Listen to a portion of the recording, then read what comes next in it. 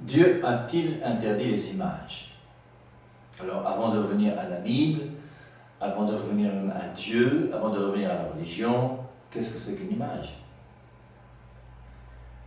Et forcément, si Dieu a interdit les images, c'est qu'on n'a pas le droit de faire d'image du tout. Et c'est bizarre, puisque nous connaissons, en lisant les Saintes Écritures, que Dieu nous a créés à son image. Si Dieu nous crée à son image, peut-il interdire les images? Jésus-Christ est l'image du Dieu invisible. Colossiens chapitre 1, verset 15. Si Jésus-Christ est l'image du Dieu invisible et que Dieu interdit les images, il faut interdire Jésus. Ensuite, on a quand même des exemples d'images qui existent dans la Bible. Vous avez, première référence, c'est Exode chapitre 25, verset 18. Et dans Exode, chapitre 25, verset 18, on voit comment Dieu va demander à Moïse de faire des images. Il va faire des images des chérubins. Il va faire 2 chérubins qui va représenter, qui va mettre dans le lieu le plus important, qui est l'Arche d'Alliance. Dans le livre des Nombres, au chapitre 21, le verset 9, nous sommes dans le désert, et dans le désert, il y a le peuple qui se plaint de manger la manne tous les jours. Ils en ont marre. Et au bout d'un moment, ils vont voir Moïse, une délégation va rencontrer Moïse pour dire: Moïse, dis à Dieu que la manne tous les jours, lundi, mardi, mercredi, une semaine, 2 semaines, un mois, 2 mois, on en a marre. Qu'il fasse un effort, qu'il donne autre chose de temps en temps.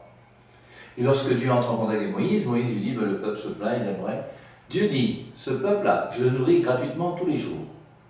Je ne lui demande rien.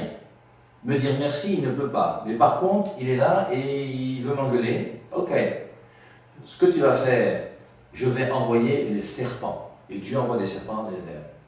Et les serpents vont mordre les gens du peuple d'Israël qui est dans le désert. Et après être mordus par les serpents, ils vont mourir les uns après les autres. La délégation retourne voir Moïse pour dire: Moïse, comme tu vois, dis à Dieu que la manne, c'est très bon, qu'il n'y a pas de souci, il peut déjà enlever les serpents.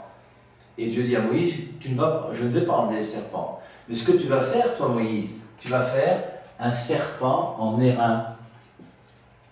C'est l'image d'un serpent. Et Dieu va voir ce serpent en airain pour guérir ceux qui sont piqués par les serpents dans le désert. Dieu lui-même a demandé à Moïse de faire des chérubins. Dieu a demandé à Moïse de faire un serpent d'airain. Mais, comme toujours, il y a une référence, c'est Exode, chapitre 20, le verset 4, les 10 commandements. Et dans les 10 commandements, Exode chapitre 20, verset 3, il est dit: tu n'as qu'un seul Dieu que tu adoreras. Verset 4, tu ne te feras pas d'image. Il n'a pas dit simplement: tu ne te feras pas d'image.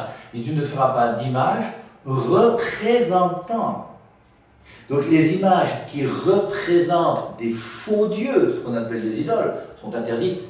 Mais les images qui ne représentent pas des faux dieux ne sont pas interdites. C'est pour ça que Dieu a permis à Moïse de faire 2 chérubins et de faire un serpent en airain.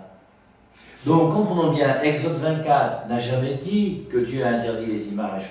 Mais tous les chrétiens intelligents qui lisent la Bible savent que Dieu a interdit les idoles. On est tous d'accord, mais Dieu n'a pas interdit les images. Il y a des images qui sont bonnes, et des images qui ne sont pas bonnes.